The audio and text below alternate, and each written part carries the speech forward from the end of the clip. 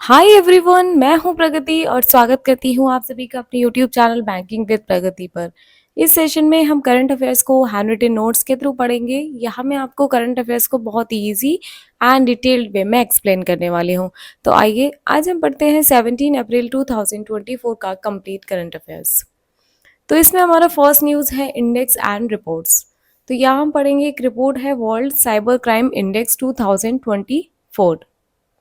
ठीक है, तो ये जो रिपोर्ट है ये कौन सी एडिशन है इसका, ये फर्स्ट टाइम ये रिपोर्ट आई है वर्ल्ड साइबर क्राइम इंडेक्स। ठीक है, इसमें बेसिकली क्या है, नेशंस की रैंकिंग होगी किस बेस पे कि वहां पे कितना ज्यादा साइबर क्राइम हो रहा है। ठीक है, और उससे कितना ज्यादा लॉस हो रहा है।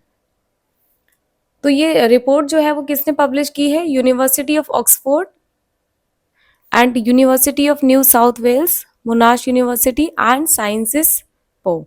ठीक है, साइबर क्राइम की बात करें तो ये 2024 में ये 9.22 ट्रिलियन डॉलर्स खर्च हुआ है साइबर क्राइम के केसेस पर ही। ठीक है, और ये बात हो रही है कि 2028 में साइबर क्राइम पे कितना बढ़ जाएगा खर्चा, 13.82 ट्रिलियन डॉलर्स। ठीक है, इसमें इंडिया का रैंक है 10th। ठीक है, स्कोर की बात करें तो यहाँ पे इंडिया का सेपरेट स्कोर दिखाया गया है कि कौन से प्लेटफॉर्म पे कौन से फील्ड में कौन सा है। ठीक है, अगर हम इम्पैक्ट पे बात करें तो 7.9 स्कोर है इसका इंडिया का, प्रोफेशनलिज्म में 6.66 and for technical skill 6.65।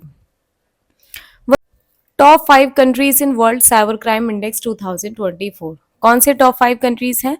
First number पे है रसिया। रसिया का जो वर्ल्ड साइबर क्राइम इंडेक्स है कितना है, 58.39। सेकंड रैंक है यूक्रेन का, यूक्रेन का है 36.44। थर्ड नंबर पे चाइना है साइबर क्राइम के मामले में, इसका स्कोर है 27.86। फोर्थ नंबर पे है यूएस, यूएस का स्कोर है 25.01।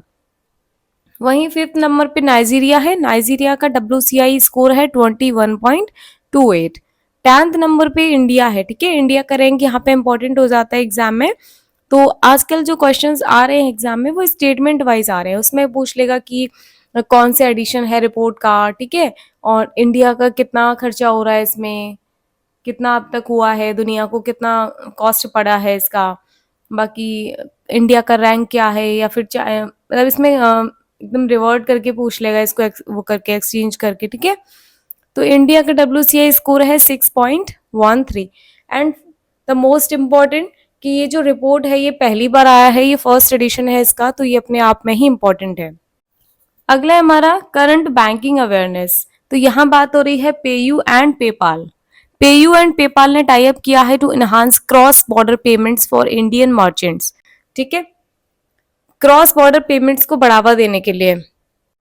क्रॉस बॉर्डर पेमेंट का क्या मतलब होता है, बेसिकली क्रॉस बॉर्डर पेमेंट जो है वो फाइनेंशियल ट्रांजेक्शन्स होते हैं जहां पे जो बायर है या जो भी सेलर है, ठीक है, दोनों ही अलग अलग कंट्रीज में है, इसलिए यहाँ पे क्रॉस बॉर्डर वर्ड यूज किया है। ठीक है, पेयू की अगर हम बात करें तो पेयू बना था 2002 में एंड इसका जो हेडक्वार्टर है वो हूवड्रॉप नीदरलैंड में है और इसके MD एंड CEO हैं अनिर्बान मुखर्जी। अब हमारा बैंकिंग का अगला न्यूज है इंडिया का होलसेल इन्फ्लेशन रेट। ठीक है, इंडिया का होलसेल इन्फ्लेशन रेट कितना है, 0.53%। मार्च मंथ की बात हो रही है, मार्च में कितना है, 0.53%। ठीक है, होलसेल प्राइस इंडेक्स बेसिकली क्या होता है, ये जो कंपनीज हैं या जो भी कॉर्पोरेशंस हैं उनके बीच में जो भी गुड्स का प्राइस रहता है उस पे ही इसका फोकस रहता है, यानी कि किसी पर्टिकुलर कस्टमर या कंज्यूमर पे नहीं रहता है। बेसिकली एक कोई बड़ी ऑर्गेनाइजेशन है या फिर कंज्यूमर के पास जाने से पहले ही जो चीजें होती हैं वो होलसेल में आती हैं। ठीक है, अगला न्यूज है हमारा India mortgage guarantee corporation and bank of India, दोनों ने टाई अप किया है। किस लिए किया है, ये एक mortgage guarantee back loan home products निकाल रहे हैं। ठीक है, इन्होंने बोला है, ये जो ऑर्गेनाइजेशन है, ये जो कंपनी है इंडिया मॉर्टगेज गारंटी कॉर्पोरेशन, इसने बोला है बैंक ऑफ इंडिया को कि अगर आपकी बैंक से कोई होम लोन लेता है, ठीक है, इन केस अगर वो रीपे नहीं कर पाता है तो हम उस चीज की ये गारंटी देते हैं। ठीक है, ये इस चीज की गारंटी देते हैं कि अगर कोई पर्सन डिफॉल्ट करता है या फिर लोन पे नहीं कर पाता है तो ये उनके बिहाफ पे करते हैं। ठीक है, क्योंकि ये क्या करते हैं, ये जो ऑर्गेनाइजेशन होती है उनसे मॉर्टगेज रखती है, तो उसको जो भी जैसे भी तोड़वा के जो भी करके ये लोग पेमेंट करते हैं फिर, ठीक है। इससे क्या होता है कि जो बैंक का जो रिस्क रहता है ना वो भी कम रहता है और इजीली लोन भी लोगों को इजीली प्रोवाइड हो जाता है। इंडिया मॉर्गेज गारंटी कॉर्पोरेशन, इसकी अगर हम बात करें तो ये 2012 में बना था एंड इसका हेडक्वार्टर नोएडा में है, ठीक है। एंड इसके एमडी एंड सीईओ हैं महेश मिश्रा। अगला न्यूज है हमारा, हम यहाँ पे बात कर रहे हैं ट्रैक्सन जियो क्वार्टरली रिपोर्ट की, ठीक है। इनके हिसाब से ये बात कर रहे हैं कि Q1 कैलेंडर ईयर 24 में कौन सी फिनटेक कंपनी, कौन से शहर की फिनटेक कंपनी ने सबसे ज्यादा फंडिंग की है, ठीक है। तो उसमें जो रैंक आया है, फर्स्ट नंबर पे बैंगलोर आया है, कितना है 44%। सेकंड नंबर पे मुंबई आया है 35%। थर्ड पे हैदराबाद है 13%। फोर्थ नंबर पे गुड़गांव है 3% एंड फिफ्थ नंबर पे है नोएडा 2%, ठीक है। सबसे ज्यादा जो फंडिंग हुई है फिनटेक में वो सबसे कम हुई है नोएडा में।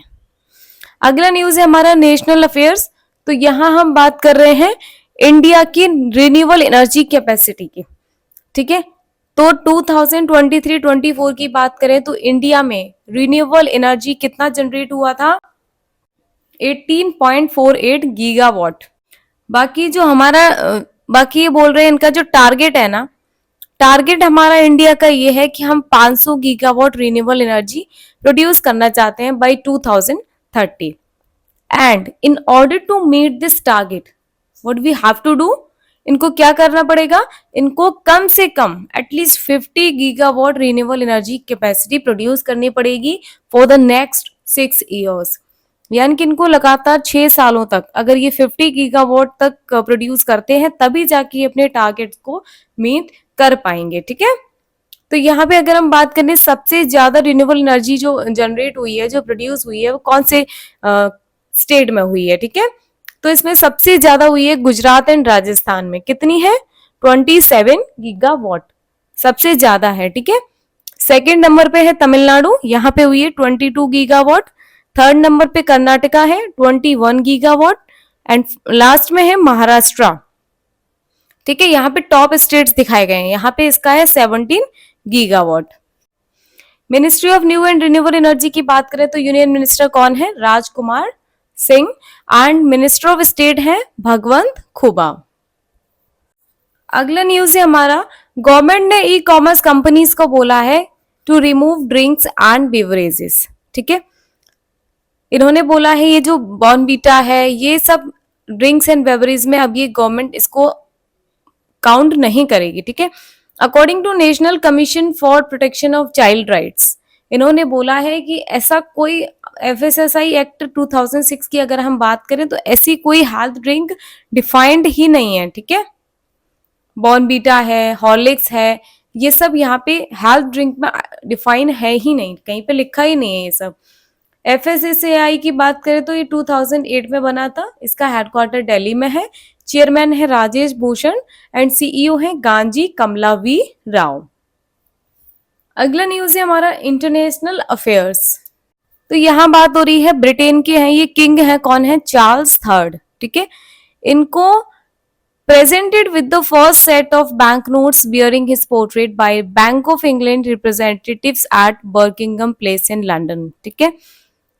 मतलब ये जो चार्ल्स थर्ड है ना, इनके नाम का पहला बैंक नोट्स का सेट आया है, ठीक है। पहला सेट आया है जिसपे बैंक नोट पे इनका फोटो रहेगा, ये बैंक ऑफ इंग्लैंड लेके आया है, ठीक है। कहां पर, लंदन के एक जगह है बर्मिंगम, यहाँ पे, ठीक है।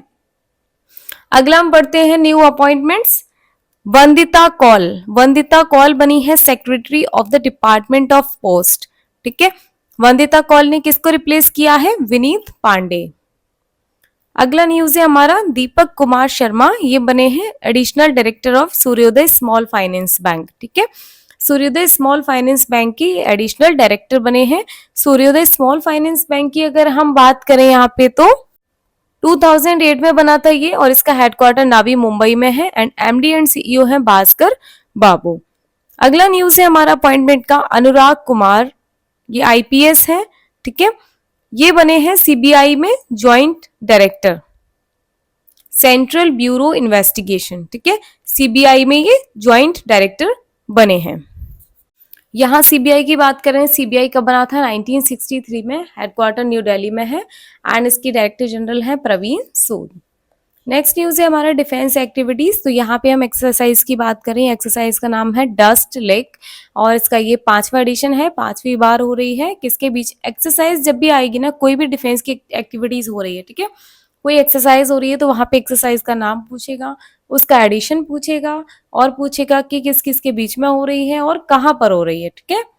अगर कोई दूसरा एडिशन है या तीसरा है, जो भी नेक्स्ट एडिशन रहेगा, तो ऑब्वियस है कि उससे पहले वाला या जब स्टार्ट हुआ था वो वाला एडिशन एग्जाम में पूछ लेता है। तो यहाँ पे एक्सरसाइज है डस्ट लेक, 5वां एडिशन है इसका एंड ये इंडिया एंड उज्बेकिस्तान आर्मी के बीच में हो रही है। कहाँ पर हो रही है, तरमेज डिस्ट्रिक्ट उज्बेकिस्तान, ठीक है। इससे पहले कहाँ हुई थी ये, फॉरेन ट्रेडिंग नोड पिथौरगढ़ इन उत्तराखंड, ठीक है। कब स्टार्ट हुई थी, 2019 में। अब हम पढ़ते हैं latest sports news. Dipendra Singh Airee ये बने हैं 3rd man to hit 6 sixes in an over in international T20 game, ठीक है। ये तीसरे पर्सन है जिन्होंने 6 6 लगाए हैं, कहाँ पे, इंटरनेशनल T20 गेम में, ठीक है। एंड ये कौन है, ये नेपाल से बिलोंग करते हैं, नेपाल बिग हिटिंग फिनिशर, ठीक है। अगला न्यूज है हमारा रोहित शर्मा, ये इंडिया के हैं और इंडिया मुंबई इंडियंस के भी स्टार बैटर हैं। ये पहले इंडियन बने हैं जिन्होंने 500 सिक्सेस करे हैं इन T20 क्रिकेट। T20 क्रिकेट में इन्होंने 500 छक्के लगाए हैं, ठीक है। ऐसे ये पहले इंडियन बने हैं। जब भी फर्स्ट आएगा ना, फर्स्ट कोई भी चीज फर्स्ट है तो वो एग्जाम में आती ही आती है। अगला हम पढ़ते हैं इंपॉर्टेंट डेट्स एंड इवेंट्स। तो यहाँ पे बात हो रही है 14th सियाचिन डे। कब मनाया जाता है सियाचिन डे, 13 अप्रैल को। किस लिए मनाया जाता है ये, ऑपरेशन मेघदूत को याद करने के लिए, टू कमेमोरेट ऑपरेशन मेघदूत। इसको कौन लॉन्च करता है, किसने लॉन्च किया था ये ऑपरेशन, बाय इंडियन आर्मी। कब किया था, ऑन 13 अप्रैल 1984। तो जो ऑपरेशन मेघदूत है बेसिकली जो इंडियन आर्मी का एक ऑपरेशन था, उसका ये कोड नेम है, जिसमें कि उन्होंने सियाचिन ग्लेशियर पे अपना पूरा आधिपत्य जमाया था, पूरा अपना फुली कंट्रोल लिया था। तो जब हुआ था ये ऑपरेशन मेघदूत, ठीक है। और ये कहाँ पे है, सियाचिन ग्लेशियर, लद्दाख में। अगला है हमारा 105th anniversary of Jallianwala Bagh massacre, ठीक है। जलियांवाला बाग हत्याकांड जो हुआ था उसकी 105वीं एनिवर्सरी मनाई जा रही है। ये 13 अप्रैल को मनाई जाती है, ठीक है, क्योंकि अमृतसर में जो जलियांवाला हत्याकांड हुआ था वो 13 अप्रैल 1990 में हुआ था। अगर हम जलियांवाला बाग मैसेकर की बात करें तो इसको अमृतसर मैसेकर भी बोलते हैं, जो कि 13 अप्रैल 1919 में हुआ था।